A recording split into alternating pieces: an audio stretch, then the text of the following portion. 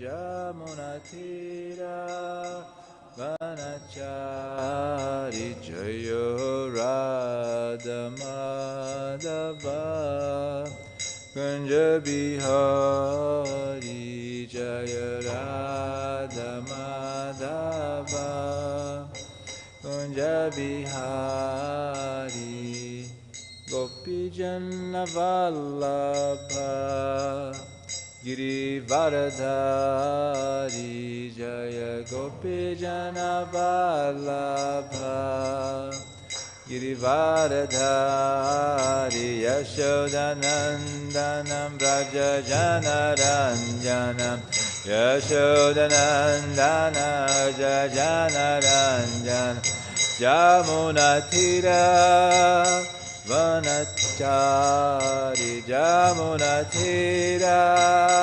Vanachari Jaya Prabhupada Jaya Prabhupada Jaya Prabhupada Srila Prabhupada Jaya Prabhupada Jaya Prabhupada Jaya Prabhupada Srila Prabhupada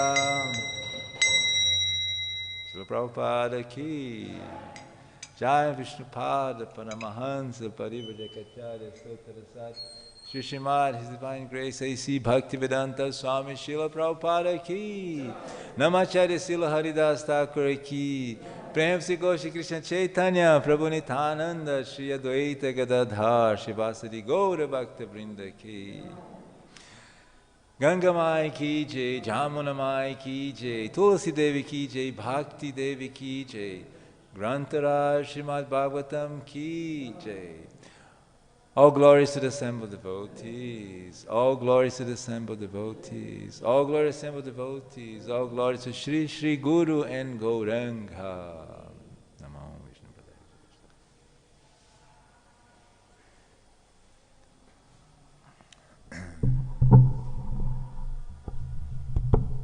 Hare Krishna, everyone.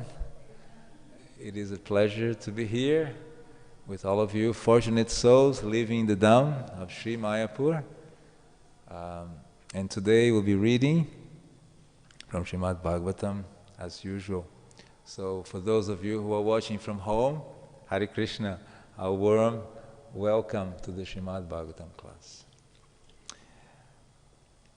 So let's do our prayers to invoke the benedictions of our predecessors and Vyasadeva.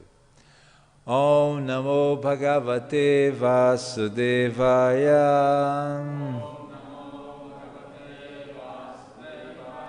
Om Namo Bhagavate Vasudevaya.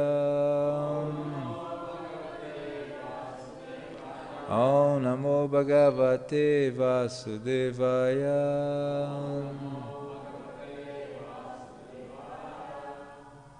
Hare Krishna.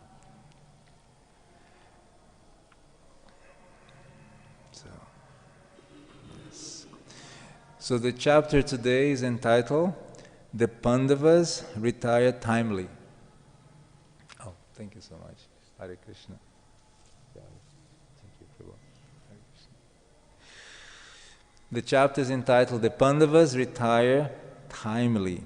It's Canto 1, Chapter 15, text number 10. It's got a long metric, so let's try to do that. Patnyās tavādhimakha-kḻpta-mahābhiṣeka.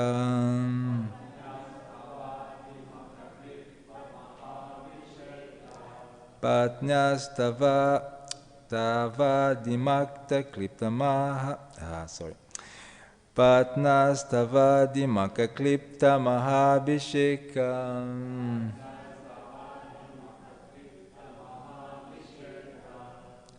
ślāghiṣṭha-cāru-kabaraṁ kitavaiḥ sabhāyām.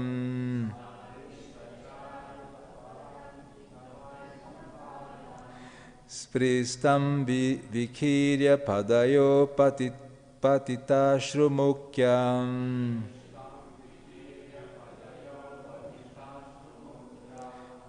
tat-striyo kṛta-hateśa-vimukta-keśāḥ.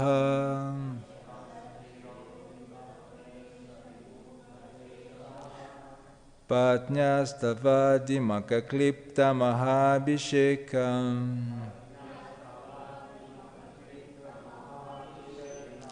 ślāghiṣṭha-cāru-kabaraṁ kitavaiḥ sabhāyām.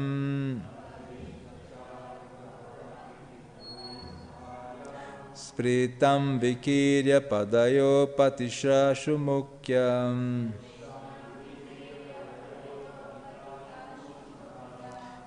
tat-striyo kṛta-hateśa-vimukta-keśāḥ.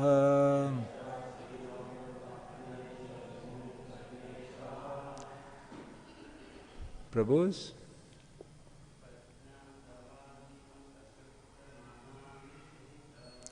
Patnyās tavādhimakha-kļpta-mahābhiṣeka.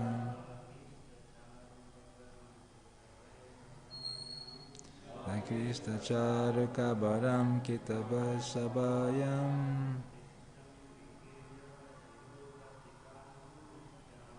spṛṣṭam vikīrya padayoḥ patita-aśru-mukhyā.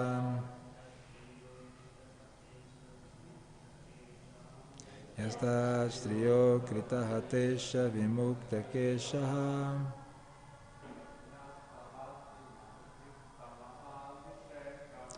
patnyās tavādhimakha-kļpta-mahābhiṣeka.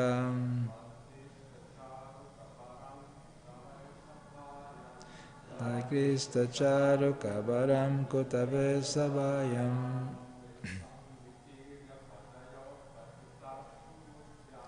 spṛṣṭam vikīrya padayoḥ patita-aśru-mukhyā.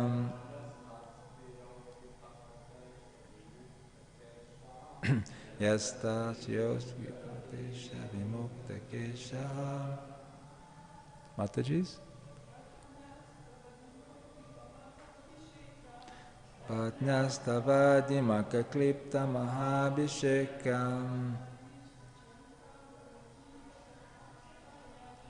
ślāghiṣṭha-cāru-kabaraṁ kitavaiḥ sabhāyām. spṛṣṭam vikīrya padayoḥ patita-aśru-mukhyā.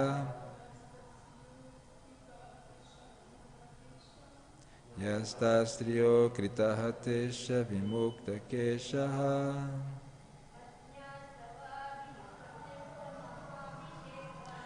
patnyās tavādhimakha-kļpta-mahābhiṣeka.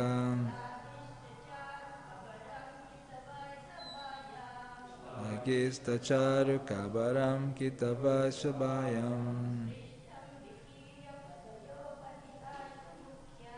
spṛṣṭam vikīrya padayoḥ patita-aśru-mukhyā.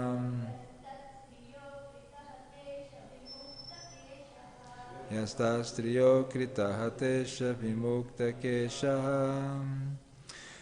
Patnyā of the wife, tava, your, adhimakha, during a great sacrificial ceremony. Kļpta, dressed, mahā-abhiṣeka, greatly sanctified. ślāghiṣṭha, thus glorified. Cāru, beautiful. Kabaram, clustered hair. Kitavaiḥ, by the miscreants. Sabhāyām, in the great assembly. Spṛṣṭam, being caught. Vikīrya, being loosened. Padayoḥ, on the feet. Patita-aśru-mukhyā, of the one who fell down with tears in the eyes. Yaha, he, tat, there. Striyaḥ, wives. Akṛta, became. hata-īśa, bereft of husbands. Mukta-keśāḥ, loosened hair. So the translation by Srila Prabhupada says the following. It was he only who loosened the hair of all the wives of the miscreants, who dared open the cluster of your queen's hair, which had been nicely dressed and sanctified for the great Rājasūya sacrificial ceremony. At that time, she fell down at the feet of Lord Kṛṣṇa with tears in her eyes. So let's repeat that. It was he only who loosened the hair of all the wives of the miscreants, who dared open the cluster of your queen's hair, which had been nicely dressed and sanctified for the great Rājasūya sacrificial ceremony. At that time, she fell down at the feet of the Lord Kṛṣṇa with tears in her eyes. So here's the purport. It says, Queen Draupadi had a beautiful bunch of hair, which was sanctified in the ceremonial function of Rājasūya Yajna. But when she was lost in a bet, Dushasana touched her glorified hair to insult her. Draupadi then fell down at the lotus feet of Lord Kṛṣṇa. And Lord Kṛṣṇa decided that all the wives of Dushasana and company should have their hair loosened as a result of the battle of Kurukshetra. Thus, after the battle of Kurukshetra, after all the sons and grandsons of Dhritarashtra died in the battle, all the wives of the family were obliged to loosen their hair as widows. In other words, all the wives of the Kuru family became widows because of Dushasana's insulting a great devotee of the Lord. Thus, the Lord can tolerate insults upon himself by any miscreant, because the Father tolerates even insults from the Son. But he never tolerates insults upon his devotees. By insulting a great soul, one has to forego all the results of pious acts and benedictions also. So the last sentence I'm going to repeat, Prabhupada is telling us, by insulting a great soul, one has to forego all the results of pious acts and benedictions also. Srila Prabhupada ki jai. It was only he who loosened the hair of all the wives of the miscreants, who there opened the cluster of your queen's hair, which had been nicely dressed and sanctified for the great Rājasūya sacrificial ceremony. At that time, she fell down at the feet of Lord Kṛṣṇa with tears in her eyes. Srila Prabhupada ki jai. Namam Vishnupadaya Krishna Prashtaya Bhutale Srimad Bhaktivedanta Swami Tinamni Namaste Saraswati Devi Gaurabani Pracharine Nirvishesha Shunyavadi Pasacha Deshatarine Om Gyana Timirandasya Jnanam Janam Shalakaya Chakshuran Militanyena Tasmae Shri Gurave Namaha Vanchakalpa Tarubhyascha Kripa Sindubhya Patitanam pavanebhyo Vaishnavebhyo namo namaha.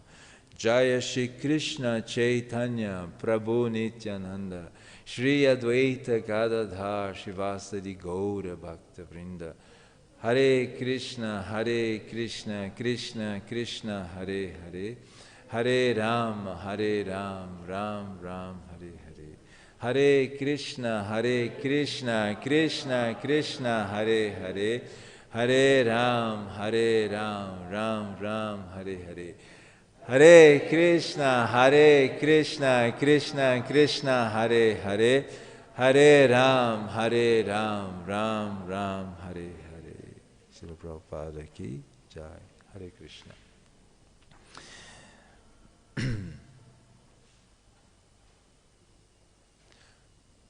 I'm in front of a very fortunate members of Sri Mayapur community. You're all inhabitants of the Holy Dham. So you have earned the mercy to be here. And this is the place where Lord Gauranga chose to be the place where all the mercy would be propagated to the whole planet, or rather to the whole universe, as he's coming here at this time. So one of the most important activities is coming together and reading Srimad Bhagavatam to enlighten us.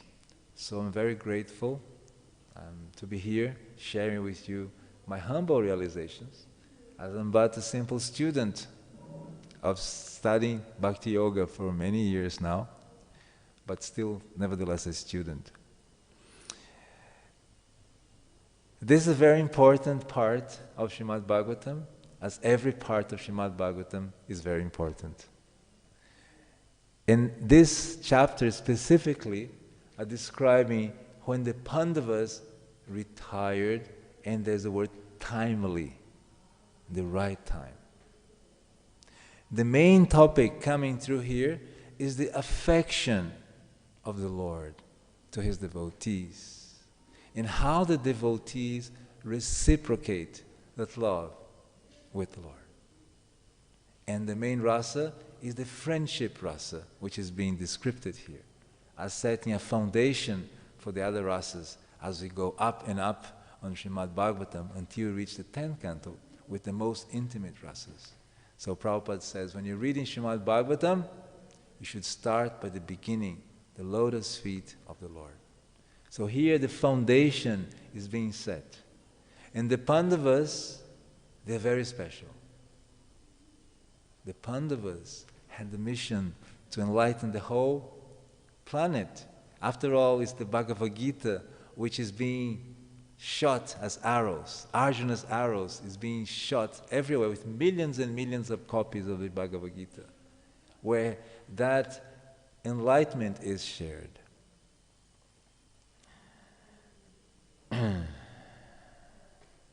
In the previous verses, you were all enlightened how in different circumstances Lord Kṛṣṇa was personally making arrangements to protect the Pandavas.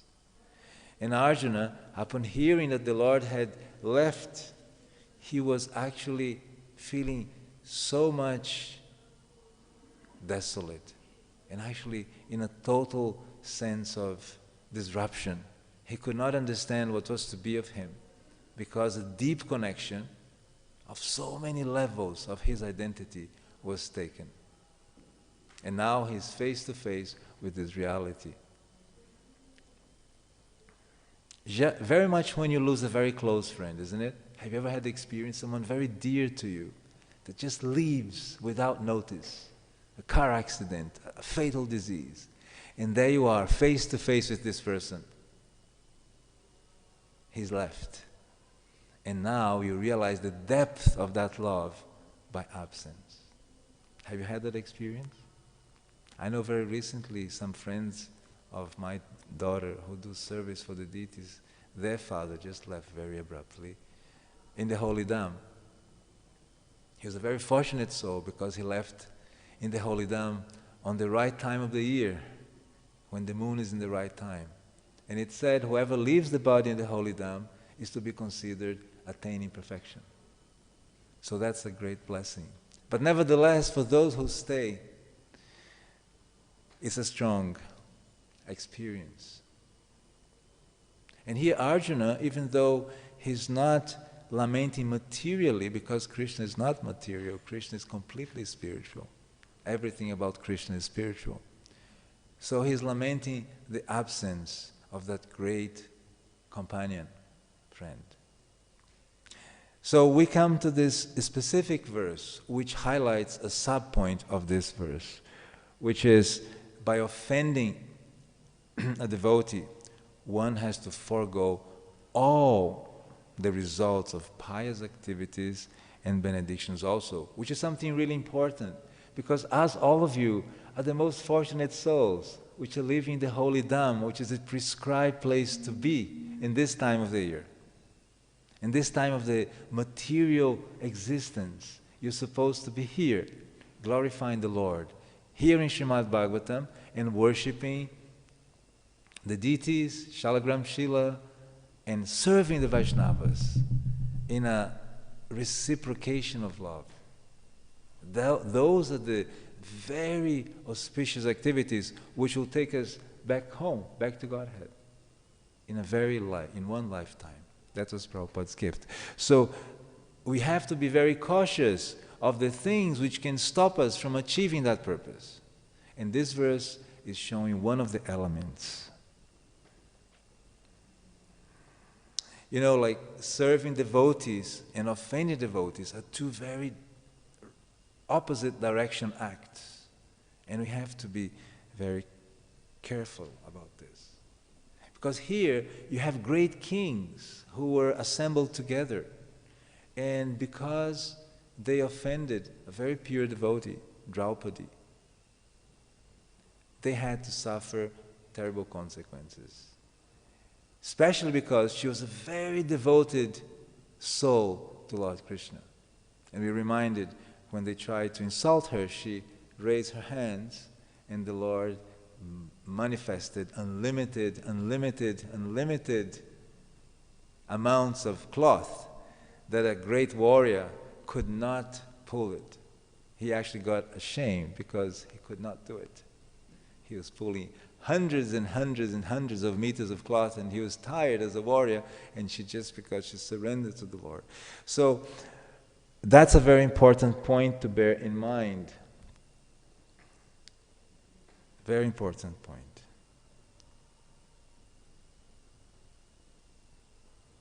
And also this verse brings to the fore of our consciousness the nuances, the details between the divine and the demoniac. When we analyze the Pandavas, we can see the details, how this works. Because you can see on one side the behavior of Yudhishthira Maharaj, right?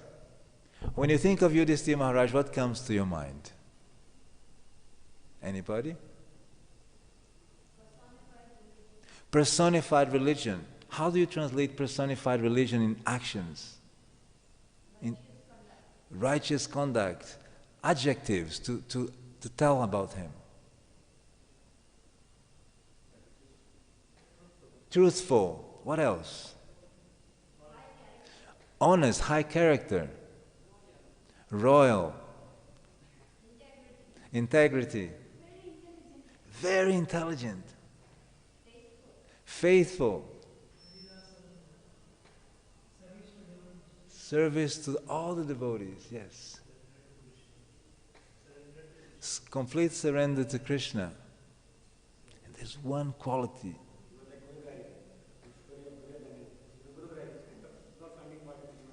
Not finding fault in anyone. And there's an adi lakshana, a big quality which he has. Yes, that he said truthful, that's right, yes. He's a pure devotee of Krishna. But there's a big quality on his heart which is empowering all of this. He's having no enemy. And even deeper, what is in his heart? Love, and he manifests that through compassion. He's very compassionate to anyone and everyone because he understands everyone is a person who is loved by Krishna. Therefore, he should respect everyone. And he's put in a situation which is testing him to the degree, to the deep degree. Now, when we think about Duryodhana, what comes to our mind? Ambitious, envy, too much pride, diplomatic, cunning, envious, like he said, yes. What else? Slithering, that's a word, right? It comes right from our books, right? Yes. Yeah, that's a good one. Anybody else? Too much doing bad karma. But you have to admit that he was a good administrator. Right? He did everything right. He did sacrifices, he gave charity. But he was doing something wrong, right? The bad karma was coming from? Not respecting devotees. Greedy? Yes. And especially, yes? Bad association. He was associated with people telling him things like Kṛṣṇa is telling him things. Oh, you're great. Come on, we're going to defeat the Pandavas. Don't worry about it. Very offensive. He was. And the most specific character or quality which stands out is his envy, as two of you said. Because it was not about having money. He had all the empire at his hand. He had enough money to do everything he wanted. He would not give the amount of land which a needle would prick the earth. That was his response to the Pandavas. He says, I will not give you the amount of land which a needle can pierce the earth. So he thought he was a righteous king and it was his righteous right to have the kingdom. He could not understand that because his father was blind, he was disqualified, and therefore Pandu-san were the right people to be on the throne. Plus they had the qualities which was required. So just by analyzing these two personalities, we immediately understand what is the nature of divine and what is the nature of demoniac. And we see that before we could see people which this quality is very far apart, but now, as some devotees say, we see them playing right inside of us. We see a battle inside of us. Someone gives you some extra 10 rupees change, do you give it back or do you not give it back? There's a sign, don't turn, it's not possible to turn, it's prohibited to turn. Nobody's looking, and you drive. Isn't it? Have you had that experience? There's a queue and then you just break the queue. And small little acts which can escalate slowly without us noticing. Isn't it? And before, in my father's time, for a son to speak loud to his father was considered a major thing. If a son responded to a father, it was considered something not out of... Today, not to respond to a father is considered to be, what kind of person are you, a teenager? You don't fight your father back? It's... So, there is a very thin line, and we have to be very observant, because these qualities sometimes are battling within. So,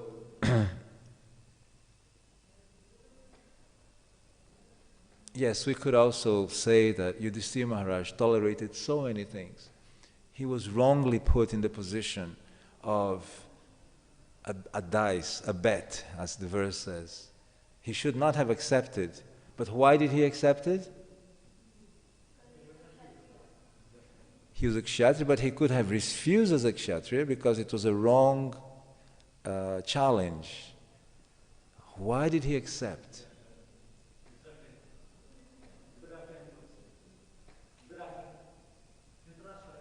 Aha, you pin, Bhakti Shastri. Yes, exactly.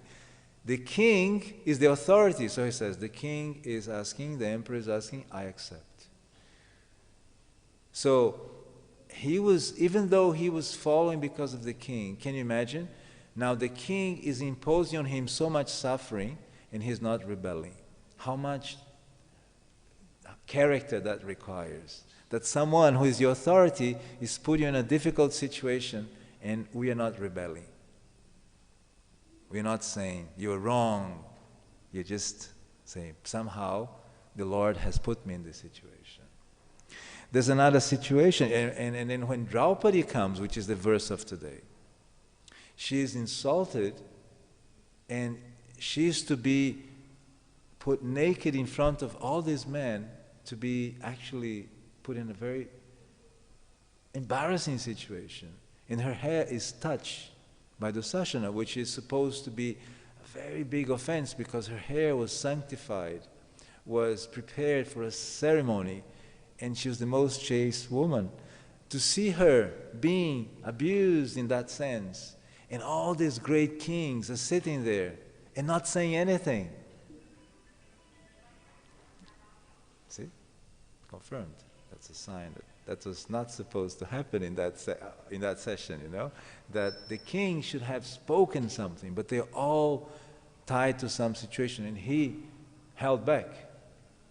And his brother Bhima could have killed everybody right there. He was strong enough to just take his club and finish everything at once, but he would stop Bhima. We could say a long list of things that he tolerated, but just to finalize, after being harassed, attempted to be killed so many times, by the verge of war, what is his attitude? He's saying, let's try to have peace. I'm ready to stop everything. Just if they give us 5 villages, we'll be happy. We're supposed to be the emperors, but we're happy with 5 villages.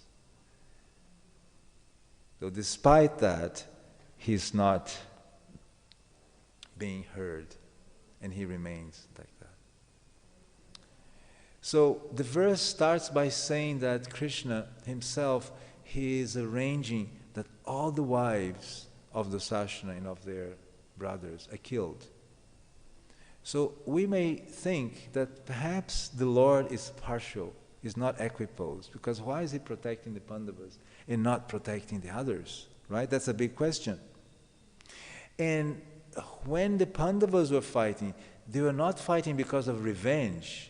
Oh, you did this, now we do that. They were fighting because that was their duty. There was no other way to do it. That was the last resource. In their hearts, they wanted everybody to be happy. They were never criticizing. The Pandavas were averse to criticism because they understood that criticism is where all this starts. You think you're pointing the right thing with the wrong tool. And all of a sudden, the wrong mentality takes care of you, and you become that mentality.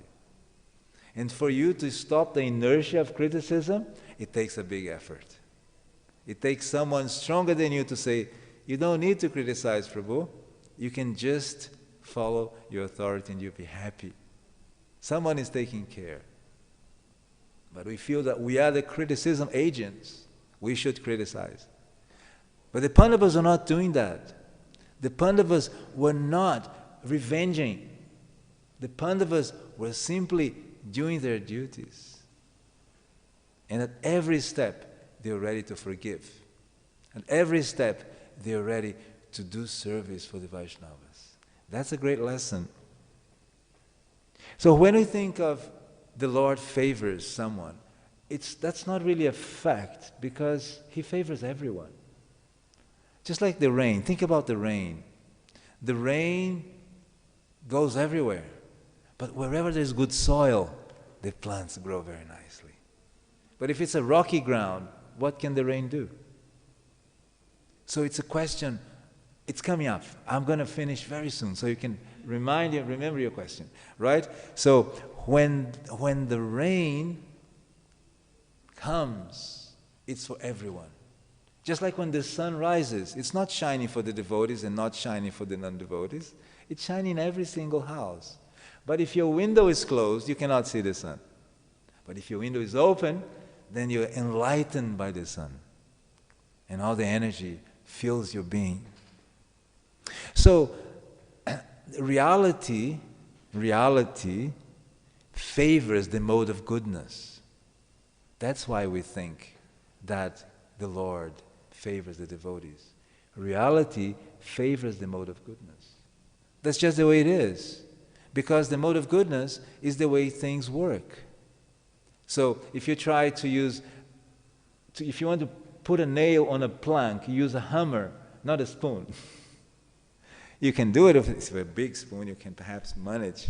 But that's not the way. So if you use the hammer as it's supposed to be used, it's very efficient.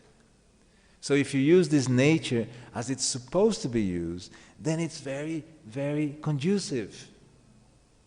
But to do that, you have to understand the purpose of that object. If you don't understand the purpose of an object, you think the object is useless. For example, in my field, I have to go around and guide so many people about farms and farming and agriculture, cow protection. That's my ministry work. So if someone is trying to plow, 1 acre with a little garden spoon, and he's trying, this tool is useless. Prabhu, you're saying farming, but this tool is useless. I never do this. Or here in Bengal, nirani. You take a nirani and you're trying to plow 1 acre with a nirani. Right? But if you use a plow with 2 bulls, it becomes very easy. So when you analyze the purpose of something, you understand how that object is supposed to be used. So when we analyze the purpose of this world, it's not for sense gratification. The purpose of it is for self-enlightenment. It's for reformation. It's to learn the lesson and to move away to the higher realm where we belong. So that is the purpose of this world. So that is why the mode of goodness favors the nature of things how they should be. So whoever is in the mode of goodness, they are favored. So it appears that the Lord is favoring the devotees. It's only because they're in the mode of goodness. And that's how the universe functions. So someone who cannot understand this thinks the Lord is partial. He is favoring the Pandava, he's not favoring the other party. But he's favoring everybody. And actually Krishna tried so many times to dissuade Duryodhana personally. Says, Duryodhana, make peace and you'll be very prosperous. You'll be an emperor. But he never accepted. Because of our first point, which was envy. Yes, you captured the point. Excellent. We have hope. The youth is paying full attention. And we could say so much about this, but I'll just say this, that we have recently in COVID, people who were in America found that there was a big threat of disruption of food. The food chain, all of a sudden supermarkets, the food were gone because people were afraid, will there be food? There was hoarding in supermarket. There was a kind of a fear going around. And that's because mostly everybody, for the last, not so long ago, has forgotten how the mode of goodness functions. And we have taken care of so much machinery and technology and sophisticated systems. But it's a very fragile system. It can anytime fall. It can anytime fall. Because they're away from the mode of goodness, away how nature works. And for that there's so much imbalance, so much imbalance in the planet, isn't it? We see pollution, global warming, people working a lot, unemployment, people getting poisoned, but slowly getting poisoned by pesticides, slowly, nobody notices, very slowly, every day, a little dose. But if anybody came to you with 1 cup of a pesticide, Prabhu, take this as a gift. I love you, take this. You never take it. But you do take it every day by eating poisoned food, isn't it? Because we have distanced ourselves from the mode of goodness. And Prabhupada in his purport, 1 chapter ahead of us, he says, when Brahminical culture deteriorates, the cow, the bull are mistreated, and the resultant actions are prominent by the following symptoms. And I'm going to read, you're going to see if there is any similarity. The particular symptom of the age of Kali is that no family is now blessed to live together. Look what Prabhupada is saying. Do you experience that sometimes? As devotees, we have to travel abroad. Our father is here, our son is there, our grandparents are there. To earn a livelihood, the father lives at a place far away from the son. This is happening to me. My father is in Brazil, I'm here. Or the wife lives far away from the husband, and so on. There are sufferings from internal disease, separation from those near and dear, and anxieties for maintaining the status quo. These are but some important factors which make people in this age always unhappy. Look what a description Prabhupada is giving us. When the Brahminical culture is disrupted, he's mentioning the cows and the bulls, and in this verse he's mentioning how Draupadi was insulted and the resultant action. And it happens like this because the Lord, He's very affectionate to His devotees. Just like you are. I mean, if someone does something great for your son or for your brother, how do you feel? You feel good, right? This person is helping my son, you know. When our children are growing up, the community helps them with learning in difficult times of their lives. And we feel great about that. The Lord is the same. If someone is helping His devotee, He's so happy. And there's no way any of us can win the Lord bhakti without the Lord's favor. We need to get the Lord's favor to get bhakti. As a matter of fact, we need the Lord's favor to get anything. But bhakti in specific, right? In specific we need that. And this verse is showing how Duryodhana lost all his pious activities, which is secondary point for insulting. But there's so many examples. Look at Kamsa and Devaki, what happened to him? Very bad result. Look at Hiranyakashipu and Prahlad. Also the same. He insulted a devotee. Actually, the demigods were afraid of Hiranyakashipu, and Krishna said, don't worry. A devotee will be born from him, and he will insult the devotee, and that's how he's going to fall. So he only enjoyed 5 years of domination, and then he was gone. He was supposed to have trillions of years with his piety, with all his austerities and yoga and everything. He was supposed to have that for millions of years. But because of that offense, it only lasted 5 years, and it was finished.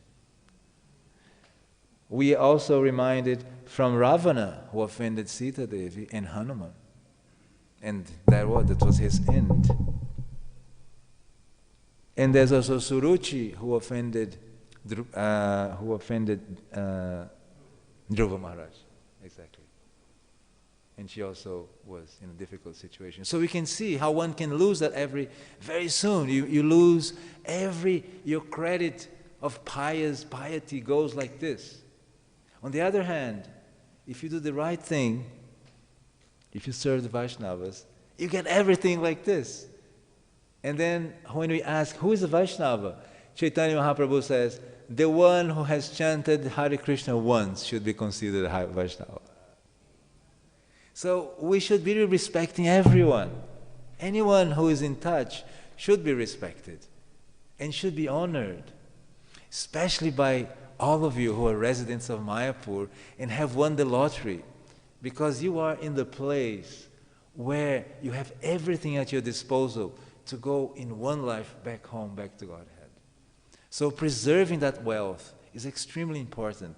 Take care of our children, preserving their childhood in a safe environment, a playful environment with bhakti. That's so important. Having a nice, auspicious life of coming to festivals, growing your food, honoring the senior Vaishnavas, that's what Mayapur is all about. Glorifying the mission of Srila Prabhupada, distributing his teachings and books in our own lives as examples. That's what Mayapur is all about. That's why Prabhupada brought all of us here. So we should be very cautious in not committing this possible problem. And we understand that in our family, sometimes family members, they have disputes. But we should understand they're Vaishnavas. And whatever happens, I should honor them in my heart as Vaishnavas. And whenever I cannot solve the issues, call for help. Sort your communication issues and honor the Vaishnavas. And always try to be happy. Prabhupada says, chant Hare Krishna and? Be happy. Are you happy? Yes. Are you happy? Yes. Really? I don't hear happy. We are so happy. That's our mission, to be happy in Sri Mayapur. Because if you are happy, anybody stepping in Mayapur wants to be like you. He can be the most rich person in India. He'll say, they're so happy. Why they're so happy? I want to be happy like them. What do they have that I don't have? That is Sri Mayapur. And all of you have the mission of being happy, chanting Hare Krishna, coming to the Srimad Bhagavatam class every day, honoring your devotees, your friend devotees, serving them, doing something extraordinary today. You know, sometimes we pass by a devotee, we are so like, should I speak? Should I speak? Speak! Honor him. Say, Haribol Prabhu, are you okay? Can I help you? Can I do some service for you today? And that's enlightening. Yesterday, I'm going to end here. I met a very fortunate soul. I was told that he was a person who shaved Srila Prabhupada when he came here. And he was there shaving a devotee. Very humble, senior man, in his 70s, I would say. But he was waiting to shave this person, and he was sitting down on the passage of the apartment on a cold floor. And I felt like it was so cold in the morning, and he was sitting there waiting to do his duty. And I said, Dada, it's cold here. He says, okay. So I went inside, I got a blanket, and I tried to give him, like a woolen blanket, so at least he would sit and wait to do his service. And he didn't accept. He says, no, Dada, no. As if I was somebody superior. He was saying me, no. I have, and then he got his own cloth put. And I said, please accept this. It's cold. And he wouldn't accept, out of humility, out of whatever. So for me, that was such a shocking. Then he looked in my eyes and he says, you are a very good devotee. Hare Krishna, Hare Krishna. And I felt the transmission of humility to me that I don't have. I felt so much power in in those eyes. And I said, he is a Dampasi. He is someone who lives in the Dham, doing his duty. He's a barber, maybe, but he is so humble. I wish one day I was humble like he is. On that sweet note, I'd like to end, and I know there's a question here, a burning question. What's your name? Indra? Indrajit. Niranjanan. Prabhuji, please speak out. Tell. I ask you to keep your point. It will come back. Try to focus, it will come back. Is there a question maybe from here?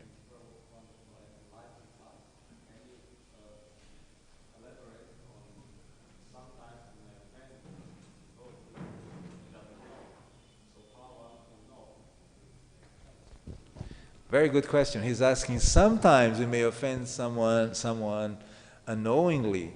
How can we know if we have done it? There is a scriptural event with Rupa Goswami. You're aware of that, right? So he made a party, and the person who did not come was feeling offended. So he went there and he begged forgiveness because his ecstasy had dropped in level. His ecstasy dropped. So how to do that? That's very difficult. But if you have a hint in your heart that someone is not feeling okay with you, why not go up to him and say sorry? Simple as that. Prabhu, I'm sorry if I have offended you in some way. It takes courage to say that. You have to breathe deeply and say, yes, I'm going to go up to him and say, Prabhu, sorry. I think I'm right, but I may not be right. Please let me offer my obeisances to you. Or if he would not accept, give some present. If he would not accept from you, give through some other agent. Like sometimes a guy wants to conquer a girl, he asks the waiter to give a flower. Have you seen that in films? There's one man, he's trying to catch attention of a specific lady, he sends a flower. The waiter gives a flower to the lady, right? So you can use the same mechanism for your benefit as a Vaishnava. You give a flower, not a flower, but a present, some prasadam, something nice for the Vaishnava. And that already transforms your heart. By the moment you decide to sacrifice something for him, your heart is changed. And in that moment, even if he does not accept, you have already offered your Thank you very much. Okay, Hare Krishna. Yes, Prabhuji. You want to have a question? Please, what is your question? My question is in relation to a few comments you made in the class. Please. Just like to read a couple of quotes from Prabhupada. Could you make a question rather than read? I'll be happier if you read just I will read and then I will ask a question. Is that okay? I'll prefer you just make a question. From your heart. It's something from Prabhupada is better than something coming from me. It's true, but I want to hear your question. I want to make a comment rather. So make your comment. And I want to read from Prabhupada. You want to read from Prabhupada? Yeah. Okay. Thank you. So unnecessarily, we do not want to criticize anyone. But when there is a necessity, because we are a preacher, it may be sometimes you will be faced with opposite elements. So we have to criticize in that respect. Generally, we don't praise or eulogize somebody or criticize somebody. That is not our business. Our business is Krishna consciousness, God consciousness, always thinking that we are eternal servant of Krishna. Why are you silent? Silent means acceptance, maunam. If I say you're a rascal, you're a thief, and you don't reply, that means you accept it. If you do not protest, and if you do not say anything, so such a big criticism, and they are silent. Why? So, thank you for your reading, your comment actually, thank you for bringing that. What's your name, Prabhu? It's Patita Pavan Nitai Patita Gauradas. Pavana Prabhu, Nitai. Patita Pavana Prabhu. Nitai Gauradas, yeah. Patita Pavana Nitai. You're a disciple of Jayapataka Swami? Sorry? Are you a disciple of His Holiness Jayapataka Swami? Yes. Yes, by the name we can see the signature of the Guru, right? Yes. Yes, Prabhu, thank you for bringing that excellent point. Actually, Prabhupada was so bold. He was challenging scientists, he was challenging the rascal civilization, he was challenging. And then he was putting an equal amount of energy into nurturing science, nurturing scientists, nurturing society, talking to leaders, sleeping at 1 a.m. So when your realm of influence is such that your criticism will bring them to speed, that's when you criticize. When you criticize outside your realm of influence, you're just exercising your internal need to criticize. And when we do that, something happened to us which is really not conducive, which is we develop inertia. You know physics, right? It means a car is going downhill, it can't stop. It just goes downhill, downhill, downhill, downhill, downhill, downhill, downhill. And I have a pastime about that. Sometimes senior devotees were talking about a problem, and they're just saying, do you see how this happening, how that's happening, how it's happening? And all of a sudden, the whole room became gloomy. And one of them said, hey, we should now start glorifying those devotees. So they reversed and started glorifying the devotees. And all of a sudden, the light started lightening up, lightening up, lightening up, and they end up in a big kirtan. So, when do you criticize? When your realm of influence is such. We hear Srila Bhaktisiddhanta Sarasvati Thakur criticizing acutely the Brahminical distortions which are happening here. But he was ready to walk back. Look at the situation. Srila Bhaktisiddhanta Sarasvati Thakur gets a car which would be compared to a limousine today, to drive to a rich man's house. He goes there to impress the rich man. He comes on this limousine with his disciples. He gets down, he goes into the house, has the program, the limousine is waiting for him, he walks past the limousine, and Maharaj, the limousine, I've already taken the need of the limousine. Send the limousine away, I'm going to walk home. That's Srila Bhaktisiddhanta Sarasvati Thakur. So, with the criticism comes an action which is an equal amount of desire to do meaningful work for the community. A solid amount. Look at Prabhupada, he's traveling, he's giving, he's healthy, he's unhealthy, he's He's seeing people, he's giving time, he's giving love, he's giving appreciation. So the root of that criticism is not criticism, it's compassion. The criticism is only to waken up. But as soon as there is a wake up, no criticism anymore, glorification. And I give you a last example. One disciple of Srila Prabhupada stole money from Srila Prabhupada. He was a treasurer, and he stole Srila Prabhupada. And after some time he repented. And some God brothers were, stole Prabhupada. And Prabhupada says, he repented seriously and says, Prabhupada, I'm sorry what I did. Says Prabhupada, so you want to come back? Yes. So tomorrow you go to do the same service, you'll be the treasurer again. And then he's chastised his disciples who criticized him. By doing that, and now he put him in an embarrassing situation that it's difficult for him to take up his service again. Service is the only thing which will take us out of here. Loving service. So, the propensity to criticize is what we really have to eliminate.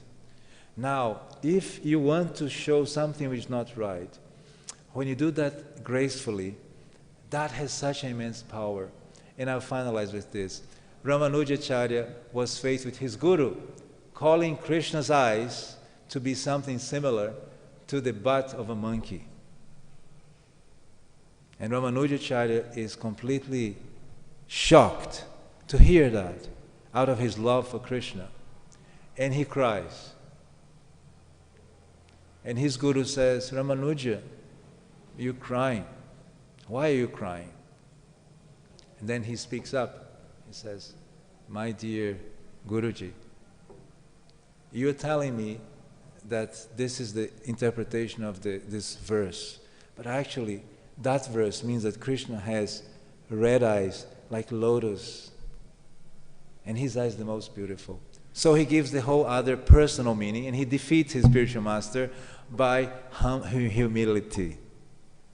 And his spiritual master feels defeated. But nevertheless, because he's so arrogant, he decides to kill Ramanuja. And he invites Ramanuja to go on a picnic to kill him there. And his cousin, Govinda, knows and tells Ramanuja, they're trying to kill you, escape now. And he escapes and helps us and blesses us with freedom from the monism. He was the first one, and then Madhva, and then Chaitanya Mahaprabhu to completely clear us out of the monism.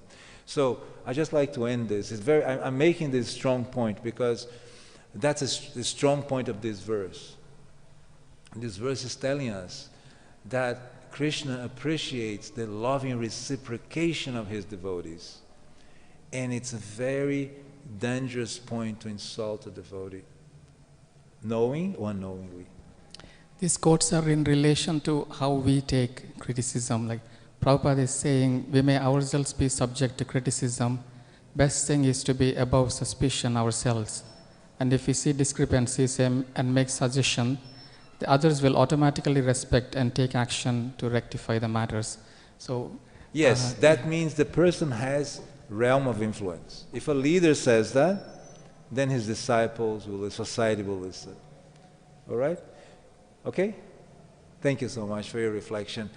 I'd like to thank all of you for your patience, tolerance. I'd like to ask for your blessings that I may be a humble resident of Sri Mayapur Dham. If you do bless me, please say Haribol. Gaura Premanandi Srila Prabhupada ki, Grantaraj Srimad Bhagavatam ki jai. All glories to the assembled devotees.